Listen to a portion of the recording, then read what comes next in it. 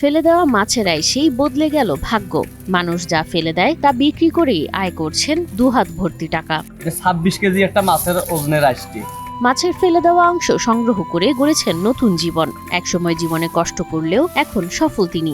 আগে আমার তো 15-16 হাজার টাকা আসতো মাসে, সংসার একটু টানাটানি ভাবে চলতো। এখন আমার এই আসতে গিয়ে 8-10 হাজার টাকা আসে। এখন মোটামুটি আমার সংসারটা খুব ভালো চলে। বর্তমানে প্রতি কেজি মাছের আইস বিক্রি হয় 65 টাকা দরে। এ থেকেই হরিশচন্দ্র দাস প্রতি মাসে আয় করছেন 8 থেকে 10 হাজার টাকা। অতিরিক্ত সংগ্রহ থেকে আরো 10 হাজার টাকার লাভের আশা করছেন তিনি। এটা আমি 85 টাকা পর্যন্ত কেজি বেচছি, 100-র ঊর্ধ্বেও যায়, কিন্তু আমি ওই বাজার পাই নাই।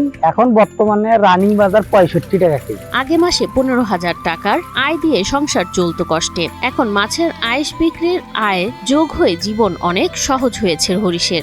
আমার প্রতি মাসে 8-9 হাজার টাকার মতো আমারটা হয় আইস। আর যাদের আমি বলছি ওরা যদি আমাকে আইসগুলো দেয় তাহলে ওখান থেকে আমার 8-10 হাজার টাকার মতো আইস পেলাম। মোট মনে করে 18-19 হাজার টাকার মতো হবে। একসময় পেশায় ছিলেন একজন মাছ বিক্রেতা, কিন্তু মাছ বিক্রি করে সংসারে উন্নতি না হওয়ায় শুরু করলেন বাজারে মাছ কেটে দেওয়ার কাজ। আইসগুলো আমি দাঁড়িয়েপুর হাটে মাছ কাটি, কাটার পরে এগুলো আমি একটা ভান্ডার রাখি। প্রতিদিন অসংখ্য মাছ কাটার পর ফেলে দিতেন মাছের আঁশ। ভাবতেও পারেননি এই আইস একদিন তার জীবনের মোড় ঘুরিয়ে দিবে। করার পরে তো মাছের আইসগুলো আমি আগে ফেলে দিতাম।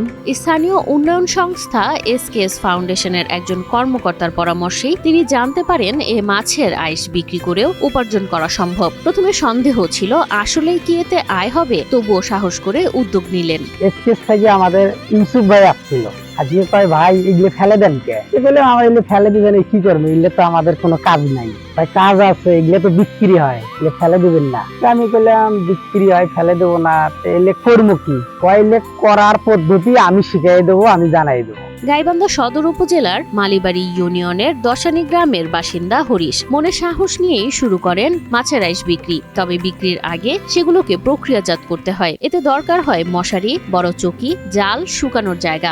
লাগবে একটা মুসুরি, একটা টং, তারপরে এটা হলো বিছেনি, জাল। তারপরে আমি করলে মিলে টাকা কই পাবো? আমি ওই টাকার ব্যবস্থা আমরাই করে দেবো। টাকার দিল, চেক দিল 30 হাজার টাকা। সেই টাকা আনিয়ে আমি এগুলো সব কিনছি। কেনার পরে আমি এই সিস্টেম করিয়ে আর কি শুকে দিচ্ছি। কিন্তু হরিশের হাতে পুঁজি ছিল না, তাই এসকেএস ফাউন্ডেশনের দেয়া 30 হাজার টাকার অনুদান দিয়ে শুরু হয় হরিশের নতুন জীবনযাত্রা।